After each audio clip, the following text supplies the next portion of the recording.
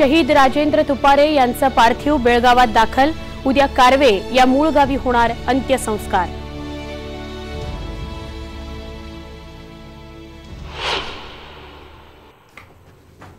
कृषी राज्यमंत्री सदाभाऊ खोत यांच्या घराबाहेर बळीराजा संघटनेच्या कार्यकर्त्यांचा आंदोलनाचा प्रयत्न। आंदोलनकर्ते पोलिसांच्या ताब्यात। खोतांच्या घरापासून 100 मीटरवर धरणं। कोपर्डी बलात्कार खून प्रकरणातला आरोपी नितीन भैलुमेच्या जामिनाला सरकारी पक्षाचा विरोध। पीडितेच्या खुनाच्या कटात नितीन सहभागी। उज्ज्वल निकम यांचा युक्तिवाद।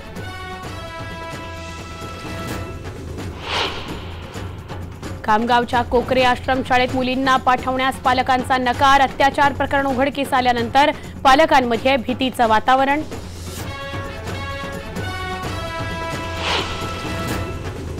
आणि राज्यातील गायब झालेल्या वनजमिनी लाटल्या प्रकरणी पहिला दणका। श्रीवर्धन मधल्या 40 एकर जागा परत करण्याची भारती विद्यापीठावर नामुष्की।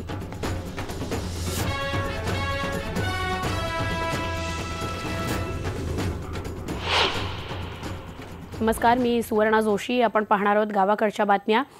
जम्मू काश्मीर सीमेवर पाकिस्तानच्या गोळीबारात कोल्हापूरचा जवान राजेंद्र तुपारे शहीद झाला। त्यांचं पार्थिव बेळगावामध्ये दाखल झालेलं आहे। विमानतळावर शहीद राजेंद्र तुपारे यांना मानवंदना दिली जाते आहे।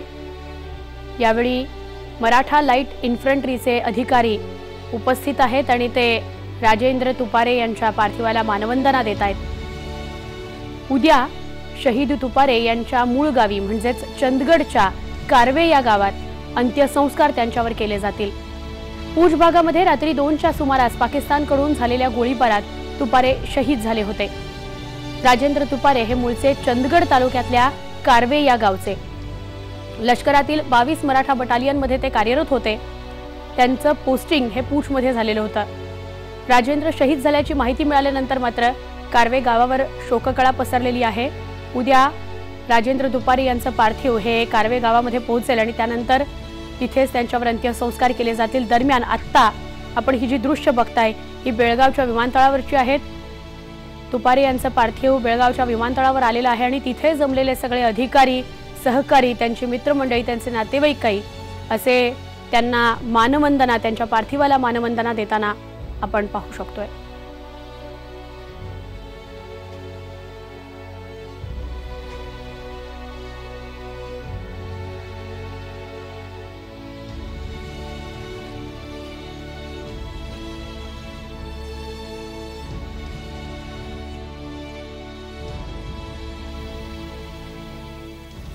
मी आत्ता आलो आहे कोल्हापूर जिल्ह्यातील चंदगडमधल्या मजरे कारवे गावामध्ये।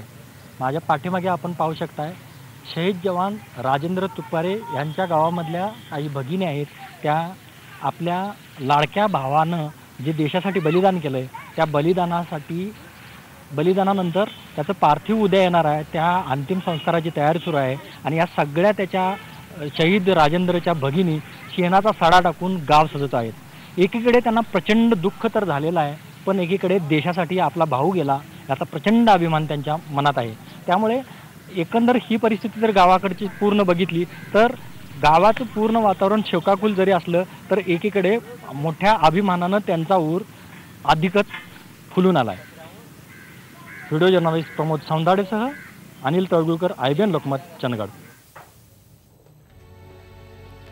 आपण आपापल्या घरी शांतपणे झोपू शकतो, सुरक्षितपणे झोपू शकतो, जगू शकतो, कारण आपले हे सगळे तरुण जवान हे देशाच्या रक्षणासाठी सीमेवर तैनात असतात।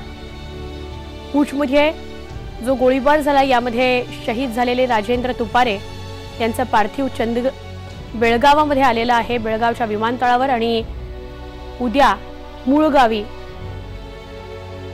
त्यांच्यावर अंत्यसंस्कार केले जातील। आमचे प्रतिनिधी संदीप राजगोळकर हे बेळगावात आहेत, आपण त्यांच्याकडून अधिक माहिती घेऊया।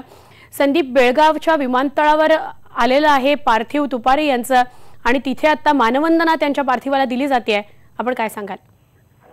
सुवर्णा, इंडियन एअरफोर्सच्या विशेष विमानानं हे राजेंद्र तुपारे यांचं पार्थिव जम्मूमधून पहिल्यांदा जोधपूरमध्ये आणण्यात आलं, राजस्थानमध्ये, आणि त्यानंतर हे विमान थेट बेळगावमध्ये दाखल झालं। काही वेळापूर्वीच हे विमान दाखल झालं, आपण व्हिज्युअल्स मध्ये बघतोय।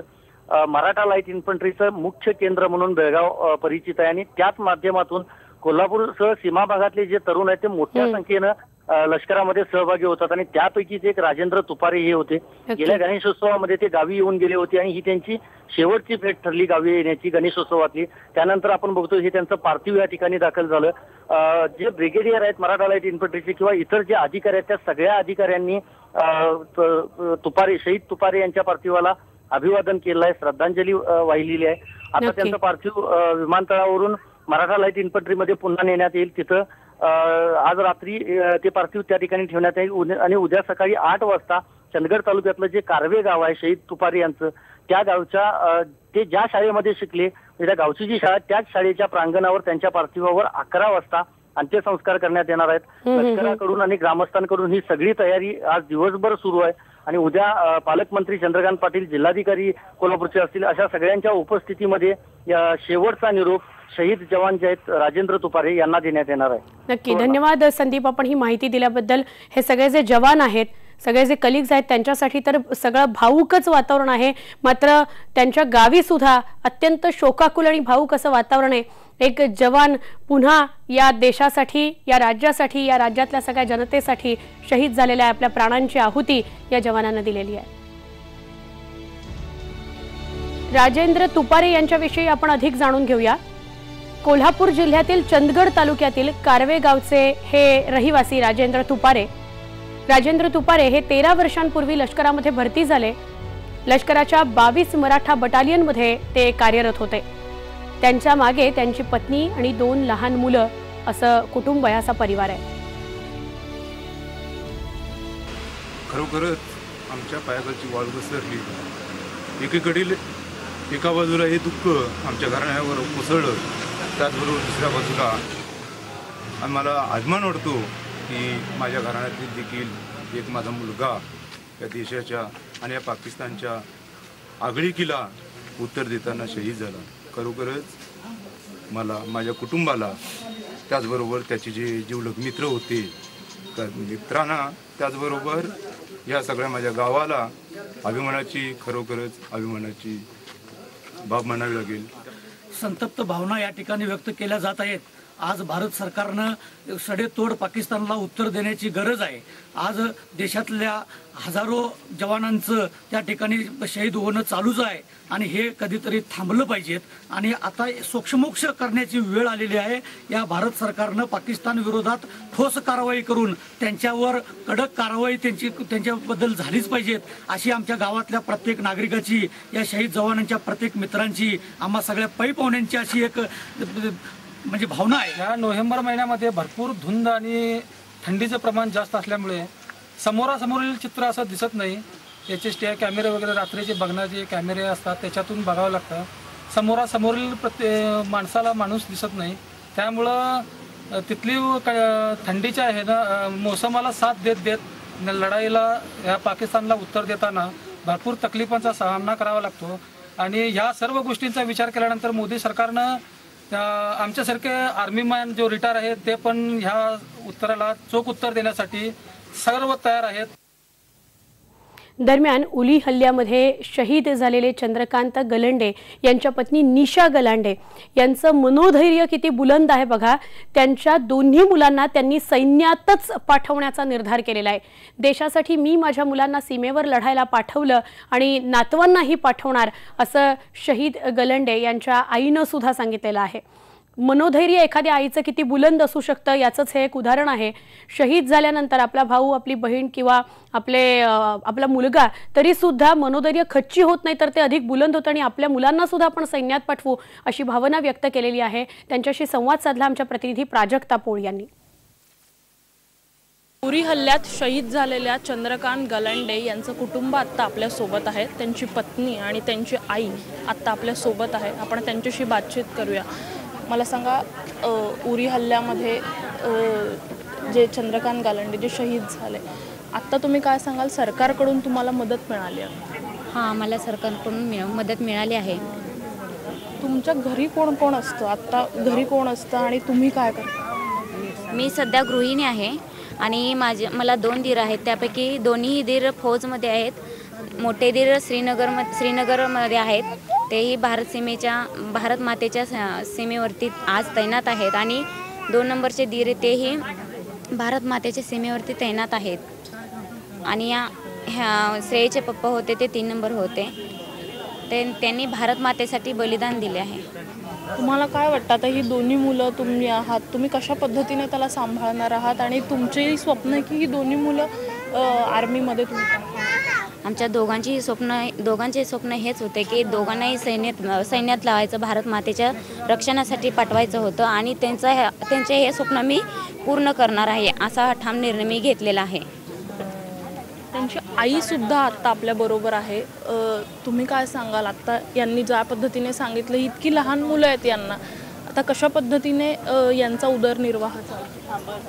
माझे सैनिक कुलच पाठवणार आहे मी. मुलं माझी नातोजी माझं 5 जण नातू आहेत. मला मी सैनिक कुलमध्येच लावणार आहे. माझी 3 मुलं लावली, तशीच ही 5 नातूसुद्धा मी सैनिक कुलमध्ये लावणार आहे. यांचं स्वप्न आहे ते तुम्ही पूर्ण करणार आहे. स्वप्न पूर्णच करणार आहे मी. आज तुमच्या ज्या पद्धतीने एक मोठं म्हणजे जरी भारत जरी असलं, दुःख बी तेवढं सुख बी तेवढं दुःख बी तेवढं आम्ही भारत मातेच्या तैनाकरता. व्हिडिओ जर्नलिस्ट गणेश काळेसह प्राजक्ता IBN लोकमत मुंबई. इथे एक छोटासा ब्रेक घेऊया. ब्रेकवर जाताना पाहूयात हेडलाईन्स. कोपर्डी बलात्कार खून प्रकरणातला आरोपी नितीन भैलुमेच्या जामिनाला सरकारी पक्षाचा विरोध. पीडितेच्या खुनाच्या कटात नितीन सहभागी, उज्ज्वल निकम यांचा युक्तिवाद. कृषी राज्यमंत्री सदाभाऊ खोत यांच्या घराबाहेर बळीराजा संघटनेच्या कार्यकर्त्यांचा आंदोलनाचा प्रयत्न. आंदोलनकर्ते पोलिसांच्या ताब्यात. खोतांच्या घरापासून 100 मीटरवर धरणं आंदोलन. आणि राज्यातील गायब झालेल्या वनजमिनी लाटल्या प्रकरणी पहिला दणका. श्रीवर्धनमधील 40 एकर जागा परत करण्याची भारती विद्यापीठवर नामुष्की.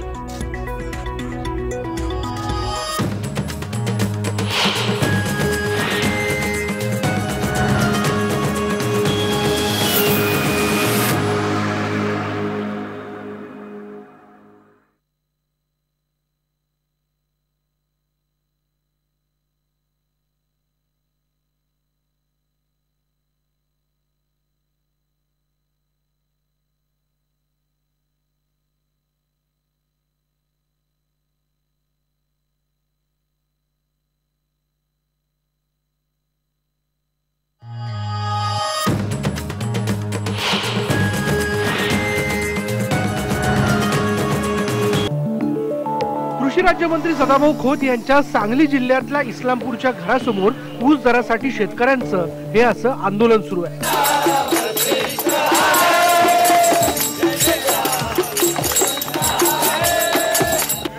सरकार आणि कारखानदारांनी जो ऊस दर जाहीर केलाय तो या आंदोलकांना मान्य नाही. त्यामुळे शेतकऱ्यांनी थेट कृषी राज्यमंत्र्यांच्या गावात ठिय्या आंदोलन केलं. यातला योगायोग पाहना. ज्या सदाभाऊंच्या घरासमोर हे आंदोलन सुरू आहे तेच सदाभाऊ 3-4 वर्षांपूर्वी तत्कालीन मंत्र्यांच्या घरासमोर ठिय्या द्यायचे. तसंच आंदोलन पाहण्याची वेळ आता सदाभाऊंवर आली आहे. मुख्य म्हणजे सदाभाऊ जसं बोलायचे तसं आत्ताही आंदोलक बोलताय.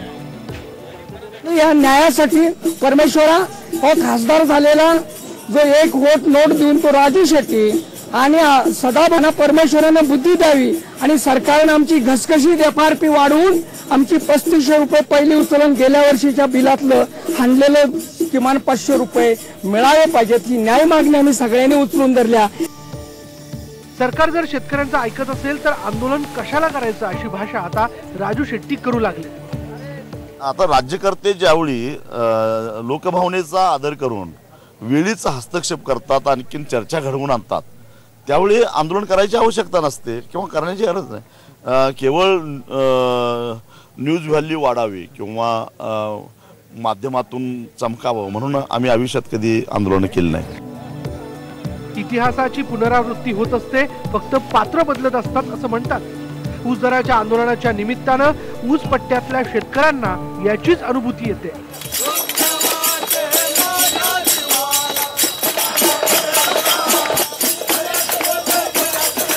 आसिफ मुरसल, IBN लोकमत, इस्लामपूर. पुन्हा एक छोटासा ब्रेक आणि ब्रेकवर जाताना हेडलाईन्स. शहीद राजेंद्र तुपारे यांचं पार्थिव बेळगावात दाखल. उद्या कारवे या मूळ गावी होणार अंत्यसंस्कार. खामगावच्या कोकरे आश्रम शाळेमध्ये मुलींना पाठवण्यास पालकांचा नकार. अत्याचार प्रकरण उघडकीस आल्यानंतर पालकांमध्ये भीतीचं वातावरण. आणि कृषी राज्यमंत्री सदाभाऊ खोत यांच्या घराबाहेर बळीराजा संघटनेच्या कार्यकर्त्यांचा आंदोलनाचा प्रयत्न. आंदोलनकर्ते पोलिसांच्या ताब्यात. खोतांच्या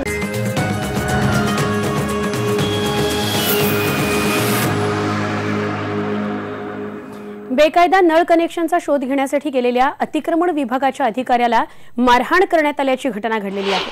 शहरातल्या चोपाड या भागातील पंजाब तालीम परिसरातील नदाफ कुटुंबियांकडून मोहन कांबळे या अधिकाऱ्याला ही मारहाण करण्यात आलेली आहे. सोलापुरातून ही बातमी आहे.